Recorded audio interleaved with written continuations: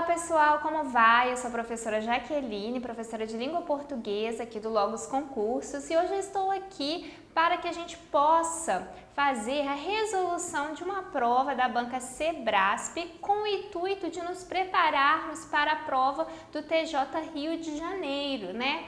Vocês sabem, né, que a banca Sebrasp é uma banca que é bastante exigente, uma banca da qual a gente pode esperar uma prova assim, de alto nível, tanto para nível médio quanto para nível superior. A prova acaba mantendo mais ou menos o mesmo estilo, tá? E aí, para que a gente vá preparado para essa prova, a gente precisa estar bem afiado com a teoria, a gente precisa ter embasamento teórico e praticar a resolução de exercícios, né, da forma como a banca cobra. Então é fundamental, né, que a gente esteja ali com as teorias em mente e aplique essas teorias na hora da resolução das questões, porque como vocês vão ver, muitas vezes a banca, em uma determinada questão, ela não foca em uma coisa, em um conteúdo específico, né? Em uma questão, ela trabalha vários conteúdos, então a gente tem que estar bem atento, bem ligado, né? Porque de repente a gente pensa assim, eu vou resolver uma questão de crase. Vai ter crase, vai ter o uso da vírgula, vai ter o uso do pronome, né? Porque a banca gosta de cobrar muitas questões com a cobrança de conteúdos diversos relacionados com a correção gramatical, né? Então a gente pode esperar da prova muitas questões de reescrita, né? Nós vamos ver aqui na prova que nós vamos analisar, que nós vamos resolver juntos, que ela gosta assim em uma mesma prova de colocar mais de um texto, cobrar a interpretação e compreensão desse texto e fazer as questões de gramática relacionadas ao texto. Então, para resolver a gramática, eu sempre preciso retornar ao texto para poder entender qual é o sentido ali, para ver se aquela alteração que ela está propondo pode ser realizada, tá? Então, é uma prova que exige um pouco de trabalho, né? Até aqui na nossa resolução, nós vamos ler a questão, voltar no texto, ler a questão, voltar no texto. Então, é muito importante que a gente pratique exercícios desta maneira para que a gente fique preparado para fazer a prova no estilo que ela possui, tá? E aí, acho que uma das melhores maneiras assim da gente se preparar, né, é resolver questões da banca para o mesmo cargo, para o mesmo tipo de concurso, né? Então eu trouxe para vocês hoje uma prova recente, né, que foi realizada no mês de janeiro, que foi a prova do TJ Pará, tá? Trouxe as questões, na realidade eu trouxe todas as questões da prova, exceto uma que foi anulada, e acho que através dessa prova a gente já consegue ver o perfil da banca, conhecer, treinar, tá? Então vamos lá, acompanhe comigo. Eu trouxe para começar aqui, só para poder passar com vocês o edital. O edital é longo, tem aqui só 6 itens subdivididos, então quer dizer, não são só 6 itens, a gente tem várias subdivisões, então o edital é longo, o edital cobra tudo de língua portuguesa, praticamente, tá? Então, muito importante, né? A gente está afiado com essa teoria para poder resolver os nossos exercícios. Começando aí, então, do texto. Normalmente a banca, para quem não conhece, até esqueci de falar, gente, ó, normalmente, né, quando a gente fala em banca CESP, Sebrasp, as pessoas lembram logo daquelas questões de certo e errado. Aqui a gente não tem certo e errado, a gente vai ter questões de múltipla escolha, tá? E aí, normalmente, as provas de interpretação de texto, os textos especificamente, eles não vêm necessariamente com o título, eles não vêm com o título, ele dá uma nomenclatura, texto tal, e aí na hora que ele vai cobrar a gramática lá, ele faz essa referência, tá? E aí ele dá essa nomenclatura aí com letras e números, tá? Muito importante fazer a leitura do texto, tá, gente? Porque algumas vezes tem pessoas que preferem assim ir direto para a questão, depois voltar no texto para poder responder diretamente, para poder encontrar aquela pergunta diretamente no texto. Mas aqui não é aconselhável. É aconselhável que a gente faça a leitura atenta, vá marcando aquilo que a gente acredita ser importante, que a gente acredita ser significativo ali no texto e depois parta lá para a resolução das questões. Muitas vezes, na hora da resolução, a gente vai voltar justamente nas partes em que a gente grifou, tá? Então vamos lá. O peso de Eurídice se estabilizou. Então a gente já tem a primeira personagem, vou marcar. Assim como a rotina da família Guzmão Campelo. Antenor saía para o trabalho, os filhos saíam para a escola e Eurídice ficava em casa. Repetiu Eurídice, então vou marcar aqui, ó, ficava em casa, moendo carne e remoendo os pensamentos estéreis que faziam da sua vida infeliz. Ó, achei importante, vou grifar. Ela não tinha emprego. Ela já tinha ido para a escola e como preencher as horas do dia depois de arrumar as camas, regar as plantas, varrer a sala, lavar a roupa, temperar o feijão, refogar o arroz, preparar o soufflé e fritar os bifes. Porque Eurídice, vejam vocês, era uma mulher brilhante. Se lhe desse um laboratório, ela inventaria vacinas. Se lhe dessem páginas brancas, ela escreveria clássicos. No entanto, o que lhe deram foram cuecas sujas que Eurídice lavou muito rápido e muito bem, sentando-se em seguida no sofá, olhando as unhas e pensando no que deveria pensar. E foi assim que concluiu que não deveria pensar. E que para não pensar, deveria se manter ocupada todas as horas do dia e que a única atividade caseira que oferecia tal benefício era aquela que apresentava o dom de ser quase infinita em suas demandas diárias, a culinária. Eurídice jamais seria uma engenheira, nunca poria os pés em um laboratório e não ousaria escrever versos, mas essa mulher se dedicou à única atividade que permitia um certo quê de engenharia, ciência e poesia. Todas as manhãs, depois de despertar, preparar, alimentar e se livrar do marido e dos filhos, Eurídice abriu o livro de receitas da tia Palmira. Vamos às questões. Questão 1. Infere-se do texto que a personagem Eurídice dedicava-se à culinária por quê? O que a gente pode concluir? O que a gente pode entender? Inferir significa deduzir. O que eu posso concluir a partir das afirmações que estão na superfície do texto? O que eu posso concluir? Por que ela se dedicava à culinária? Por quê? Letra A. Essa atividade era um meio de expressar suas potencialidades? Letra B. Ela alimentava aversão aos estudos acadêmicos? Letra C. Essa atividade consistia em uma das suas habilidades natas? Letra D. Ela tinha receio de fazer um curso superior? Ou letra E. Essa atividade permitia expandir suas relações interpessoais? Vamos começar aqui a análise de baixo, né? Na letra E. Essa atividade, ela expandia ela permitia expandir suas relações interpessoais? Não, de maneira nenhuma. Relações interpessoais são relações com outras pessoas, mas ela fazia ali solitária, depois que todo mundo saía de casa, ela fazia a função ali de cozinhar, pegava o livro de receitas, então não tem nada de relações interpessoais expandidas por essa atividade. Letra C.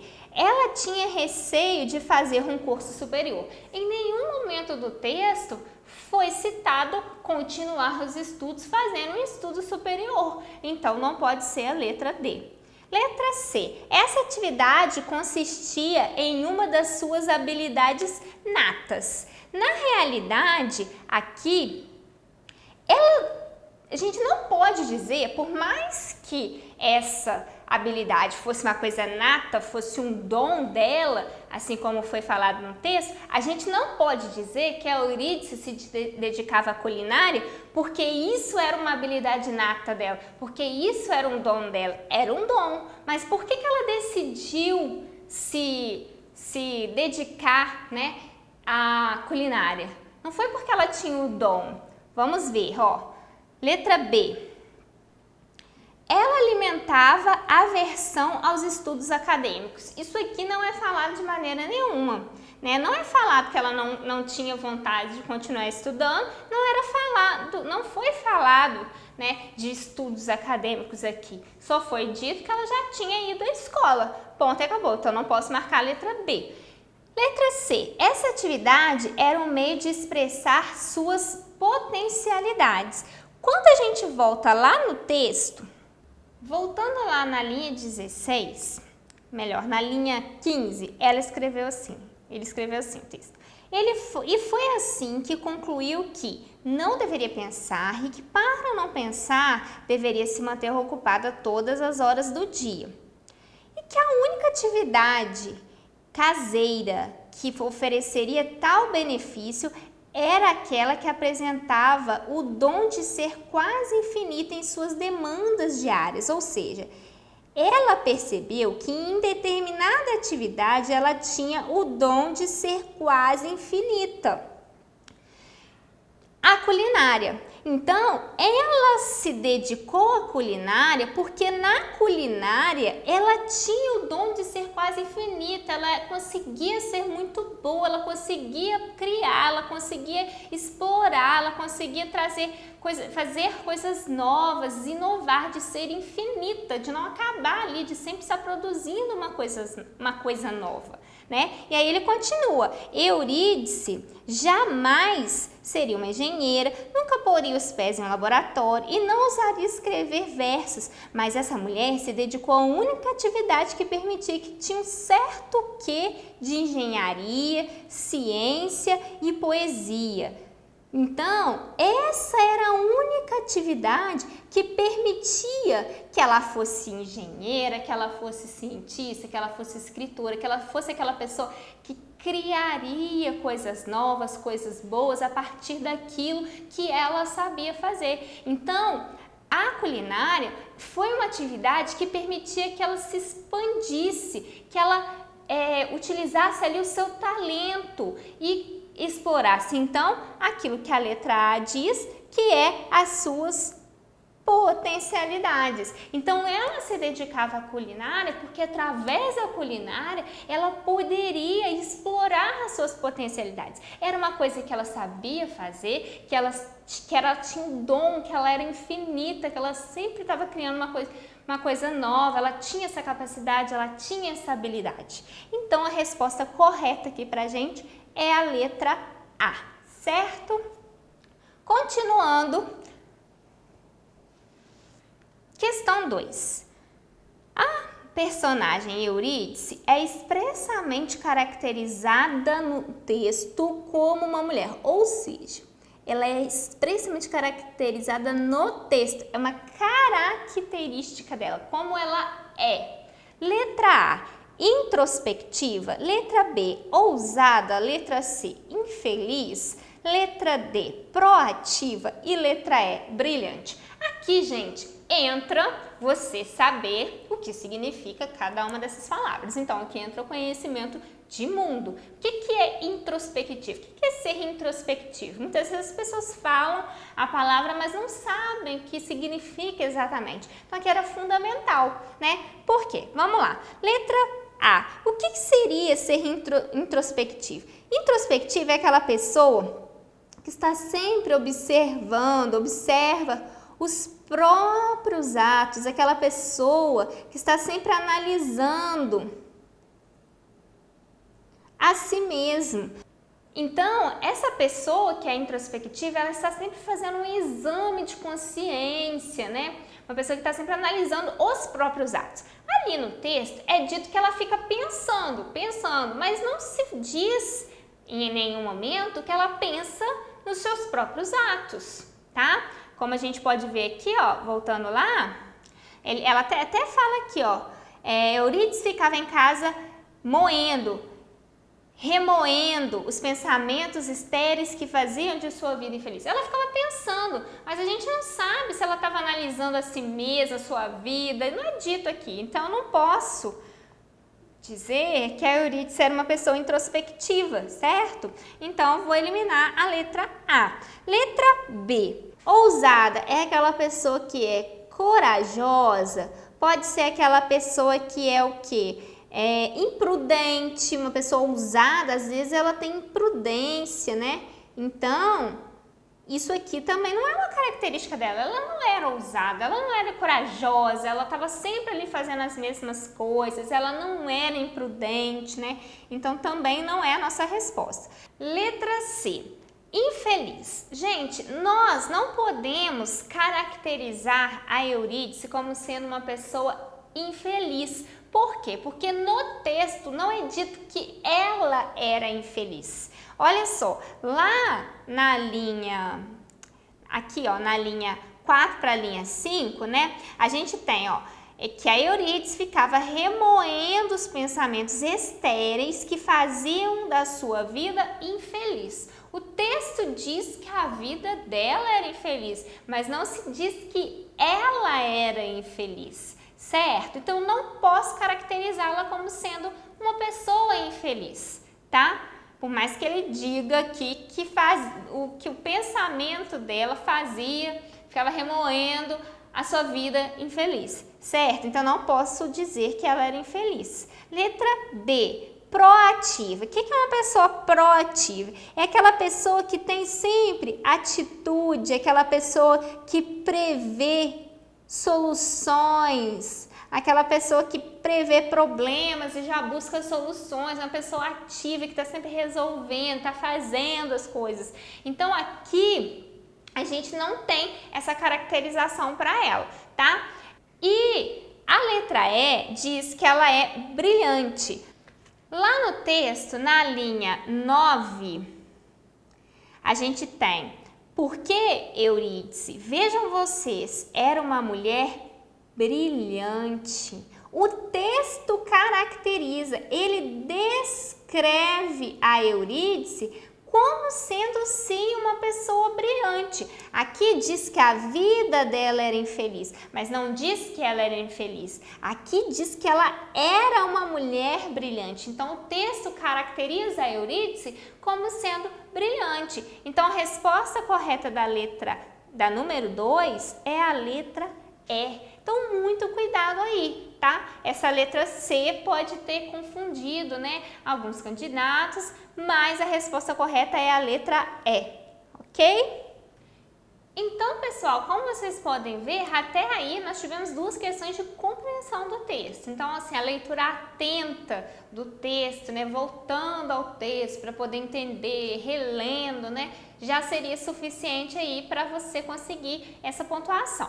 Questão 3, gente. No trecho, e que a única atividade caseira que oferecia tal benefício era aquela que apresentava o dom de ser quase infinita em suas demandas diárias, a culinária. Linha 17 a linha 20. Do texto, o vocábulo demandas foi empregado no sentido de. Gente, olha aqui, uma questão de sinonímia. Então, mais uma questão aqui de compreensão, né, do texto. Letra A, diligência. O que é ser diligente? Diligente é ser diligente, né, é ter cuidado na realização das suas tarefas. Uma pessoa diligente, uma pessoa cuidadosa. A letra não está ficando muito boa, mas dá para vocês compreenderem, tá? Letra B, exigência. Será que exigência pode ser um sinônimo para a palavra demandas aqui, né? Então, olha só, o que seriam as demandas diárias dela?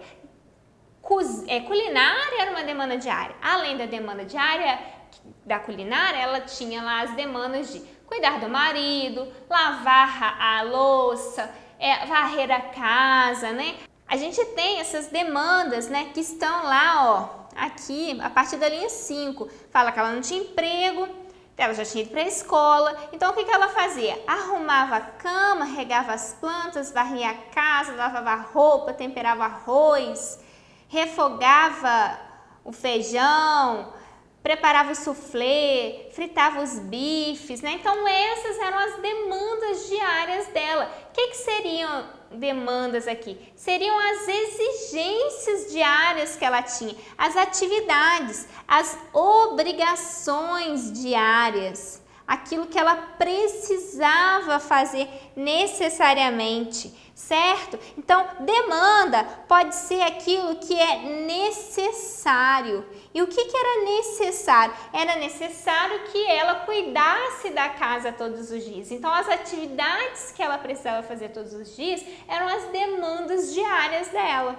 certo? Então, a resposta aqui é a nossa letra B, mas vamos verificar as outras. Letra C, determinação. Seria determinação um sinônimo aí para as necessidades diárias que ela tinha, para as obrigações, para as tarefas que ela tinha que fazer ali obrigatoriamente, diariamente? Não é o caso, não é a letra C. Letra D, designo. Designo pode ser uma intenção, pode ser aquilo que é vontade e não é também aqui vontade, né? Então não são vontades diárias, não são intenções diárias aqui. Letra E, busca. Busca seria um sinônimo para demandas diárias? Buscas diárias? Ela seria infinita em suas buscas diárias? Não, busca não é sinônimo. Então, realmente, a resposta certa é a letra B. Gente, eu estou fazendo opção por opção, para a gente treinar, para a gente resolver, né? Porque assim, a gente tem todo tipo de aluno, todo tipo de candidato, né, se preparando para a prova. Então tem gente que já está mais avançado, tem gente que vai resolver tudo isso que eu fiz aqui em vários minutos, né, vai resolver aí em 5 minutos, vamos dizer assim, né, bem rapidamente, né. Então, eu estou fazendo passo a passo, estou fazendo de uma maneira mais demorada, né, porque a gente tem, como eu falei, pessoas que às vezes precisam de mais raciocínio, precisam de mais explicações para poder compreender, porque às vezes a pessoa já está há mais tempo sem estudar ou não está acostumada com concurso, com questões de concurso, com questões desta banca, tá? Então eu estou fazendo aqui de uma maneira lenta. Na prova, você deve até ser muito mais rápido que isso, tá? Para poder ganhar tempo, né? Desde que faça ali com certeza, que tenha, né, ciência e consciência daquilo que está fazendo, você pode fazer mais rapidamente, certo? Então vamos lá, continuando aí, questão 4. A correção gramatical e o sentido original do texto seriam preservados caso. Olha só, gente, antes da gente partir para a questão em si, mostrando aí para vocês, né, lembrando aquilo que eu já havia dito anteriormente, né, as questões de gramática, elas vão ser relacionadas ao texto. Então, elas não são questões aleatórias, são questões que a gente tem que ver se há alteração de sentido, tá? A banca CESP, SEBRASP, gosta muito, então, de trabalhar essa questão da correção gramatical do texto, né? Porque aqui ela acaba trabalhando vários conteúdos de uma vez. Então, em uma questão, ela vai trabalhar aqui mais de um item do edital. Vamos lá, então. Vou reler, tá? Para ficar mais fácil aqui para a gente compreender. A correção gramatical e o sentido original do texto seriam preservados caso 1. Os dois pontos imediatamente após diárias fossem substituídos por uma vírgula. Então, se eu substituísse os dois pontos, tirasse os dois pontos, após a palavra diárias na linha 19, colocasse uma vírgula, teria manutenção do sentido e da correção gramatical, daquilo que é certo? Vamos voltar lá na linha 19, ó. Então, gente, vamos lá na linha 19 do texto para poder responder. Só que, na verdade, ó, os dois pontos estão aqui na linha 19, mas eu preciso ler mais acima, né? Por quê? Porque a explicação depende do contexto. Vamos lá, então, a gente vai voltar aqui lá na linha 17. Então, ela fala lá: manter ocupada todas as horas do dia e que a única atividade caseira que oferecia tal benefício era aquela que apresentava o dom de ser quase infinitas em suas demandas diárias, a culinária. Então, gente, ela vai falar basicamente da atividade caseira que fazia com que ela não ficasse pensando, que ela se ocupasse e não ficasse ali remoendo pensamentos ruins. E qual que era essa atividade? Qual que era a atividade em que ela era quase infinita em suas demandas diárias?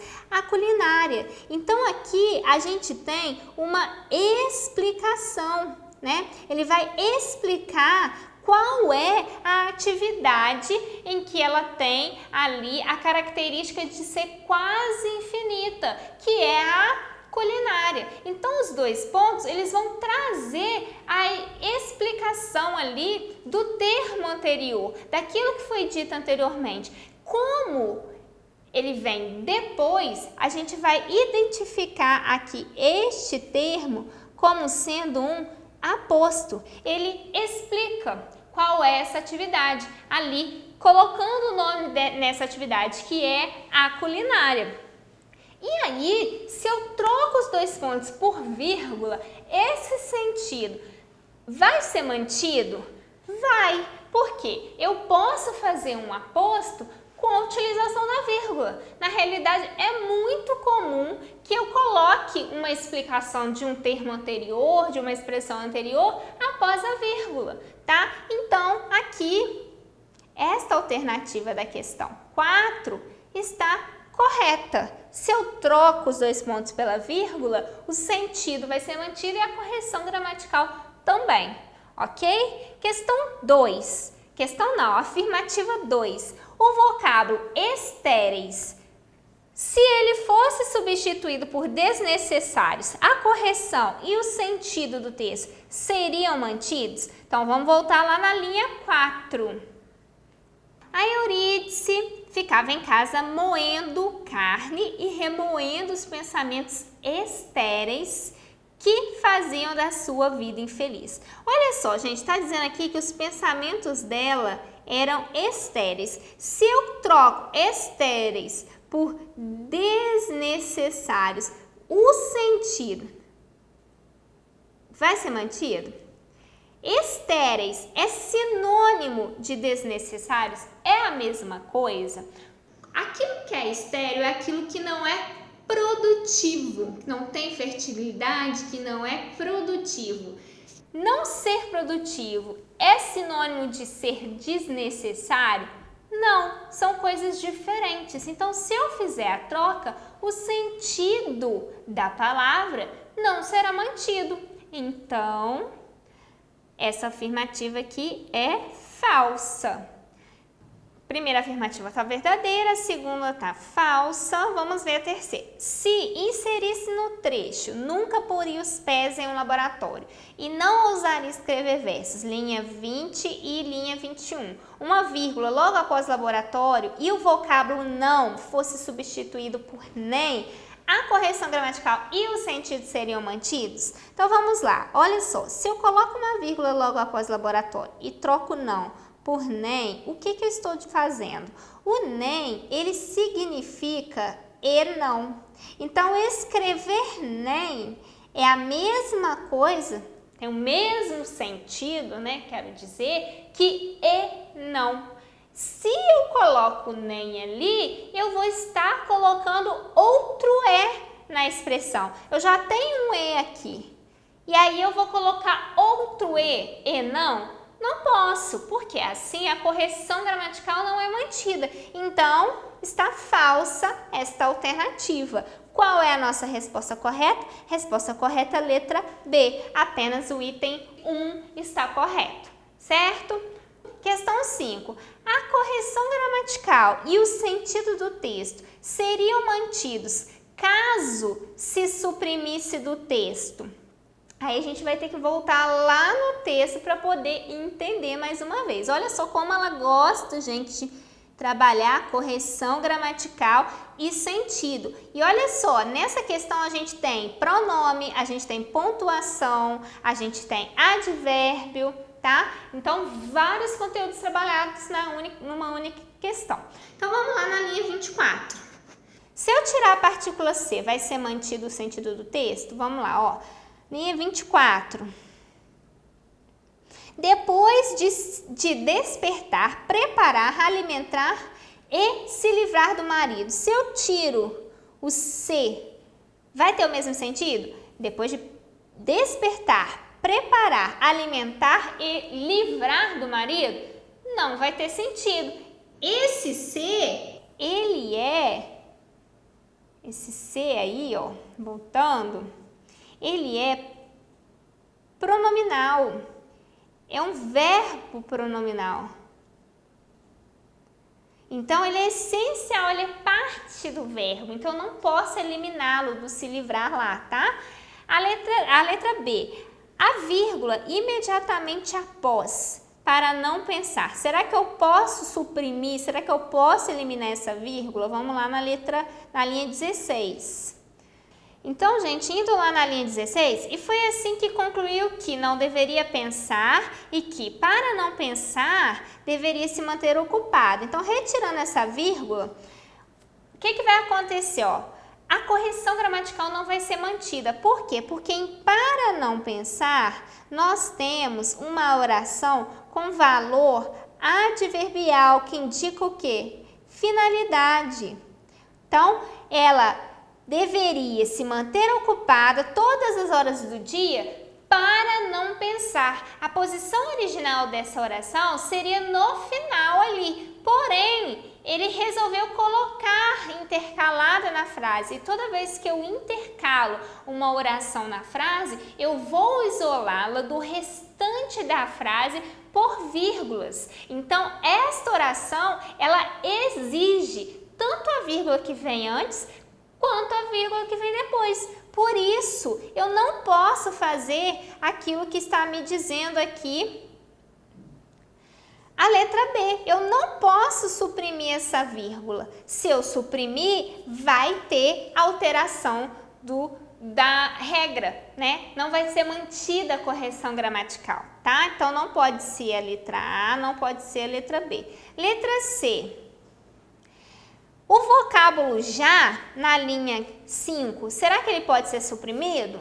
Voltemos lá na linha 5.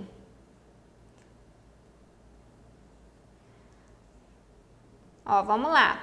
Ela não tinha emprego, ela já tinha ido para a escola. Olha só, gente, se eu tiro aqui o já, vai ter o mesmo sentido? Quando eu digo, ela não tinha emprego, ela já tinha ido para a escola, significa o quê? Significa que ela já estudou, que ela já fez a tarefa de estudar, ela não precisa estudar mais.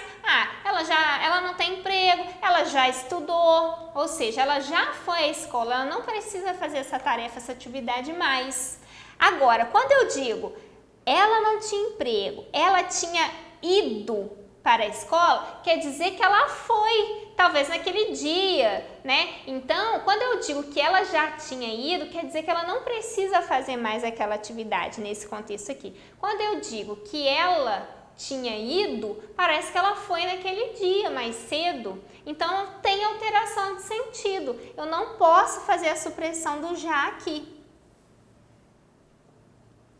Então, a letra C está incorreta. Letra D, o vocábulo ela em ela já tinha ido para a escola. Será que eu posso suprimir o ela nesta oração aqui? Vamos voltar ao texto para poder responder.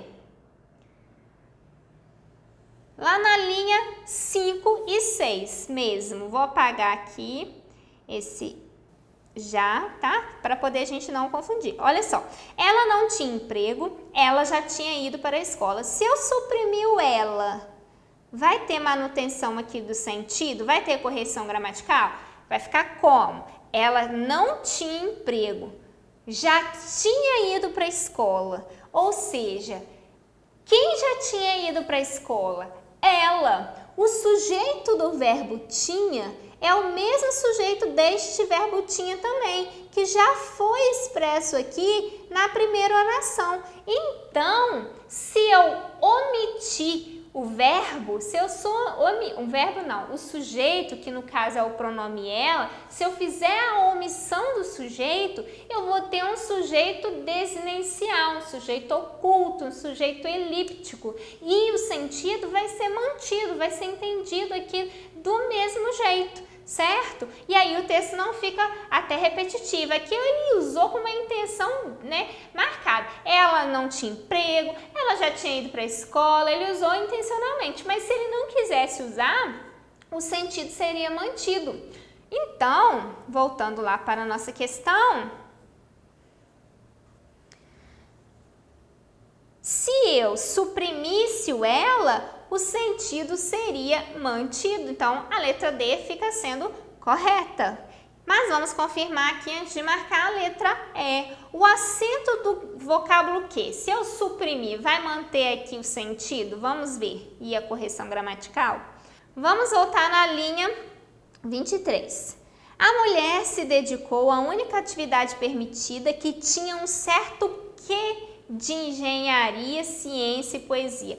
Esse que aqui é um que está substantivado. Um certo que, um certo ar de engenharia, de ciência e de poesia, entenderam? Então esse que tem valor de substantivo, ele funciona como substantivo aqui. Quando o que está substantivado, eu tenho que utilizar esse acento.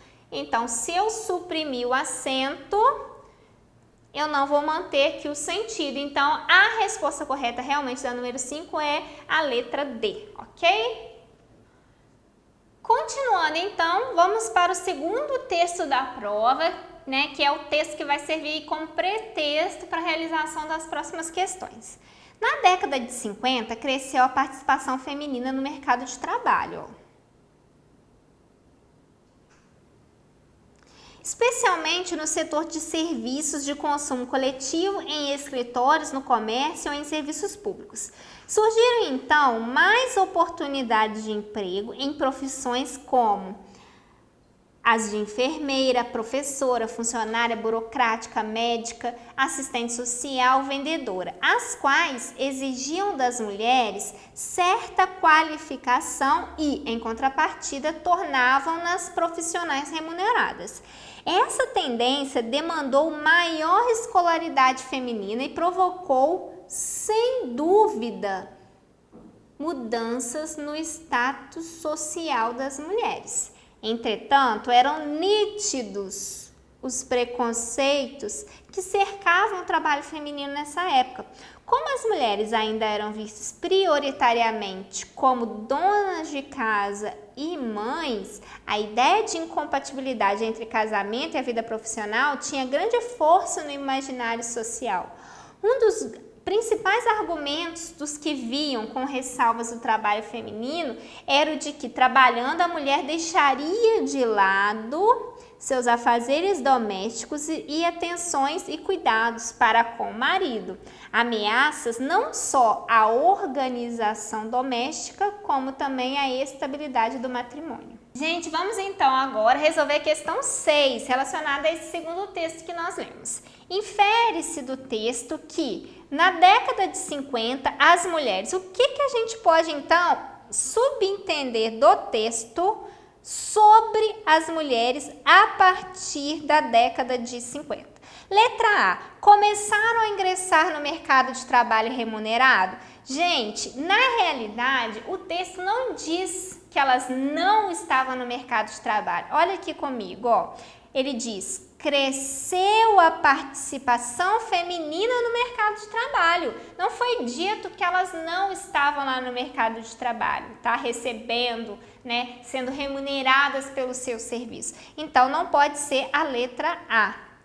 Elas não começaram, elas já haviam ingressado. Letra B. Começaram a ser bem remuneradas no mercado de trabalho? Olha aqui, no texto, né, fala que elas entraram no mercado de trabalho.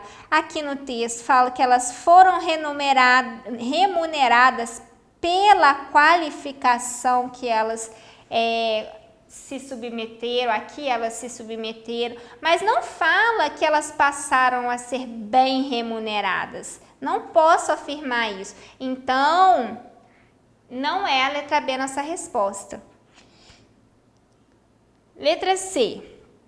Conquistaram o direito de exercer determinadas profissões. O que acontece, gente? Na verdade, de acordo com o texto, elas ganharam mais espaço e mais oportunidades como enfermeiras, professoras, médicas, assistentes sociais, vendedoras. Elas ganharam mais oportunidades. Não foi dito no texto, não dá para a gente subentender do texto que elas não tinham esse direito. Elas não tinham o quê? Oportunidade. Isso eu posso subentender do texto. Mas que elas não tinham direito, eu não posso subentender. Então, a letra C não está correta por conta do direito. Letra D. Começaram a seguir determinado caminho que influenciou sua relação com a vida doméstica. Vamos voltar em um trecho do texto? Vamos voltar então lá na linha 15. Um dos principais argumentos dos que vinham com ressalvas do trabalho feminino era o de que, trabalhando, a mulher deixaria de lado seus afazeres domésticos e suas atenções e cuidados com o marido. Olha só, gente, então, viam com ressalva o trabalho feminino, por quê? Porque quando estivesse no mercado de trabalho, ou com mais oportunidades no mercado de trabalho, a mulher deixaria de fazer seus afazeres domésticos. Se ela deixa de fazer os seus afazeres domésticos, se ela deixa de dar lá atenção e cuidado ao marido, dar menos atenção e dar menos, cuidado ao marido, isso representaria uma ameaça à organização doméstica. Por quê? Porque se a mulher está mais ausente em casa, aquelas funções que ela fazia sozinha, elas poderiam então passar a ser o quê? Divididas ou feitas pelo marido. Por quê? Porque ela não teria mais aquele tempo que ela tinha para fazer. Então, como diz lá na letra C, começaram a seguir determinado caminho que influenciou a relação com a vida doméstica. A vida doméstica dela mudou,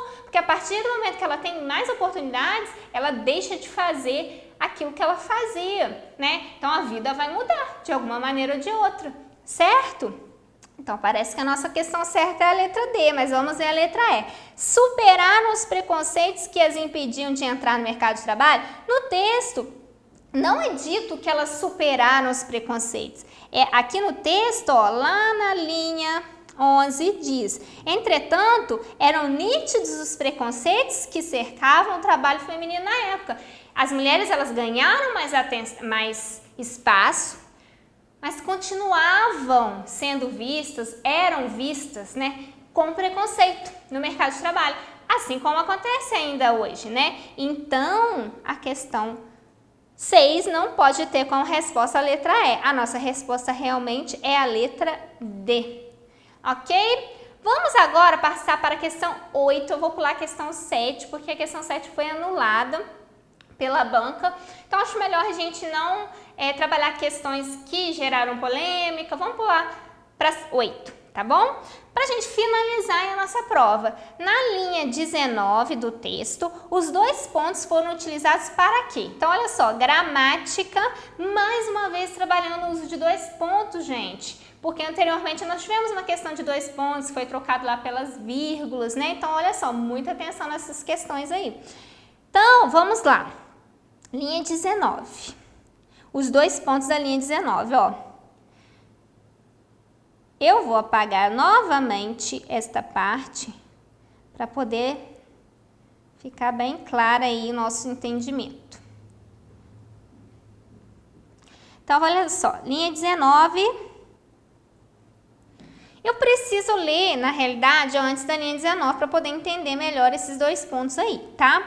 Então, vamos lá. Ó, um dos principais argumentos, vou reler o mesmo trecho. Um dos principais argumentos dos que vinham com ressalvas do trabalho feminino era o de que, trabalhando, a mulher deixaria de lado seus afazeres domésticos e suas atenções e cuidados para com o marido. Dois pontos. Ameaças não só à organização doméstica, como também a estabilidade do matrimônio. Então, olha só, gente, observa aqui comigo.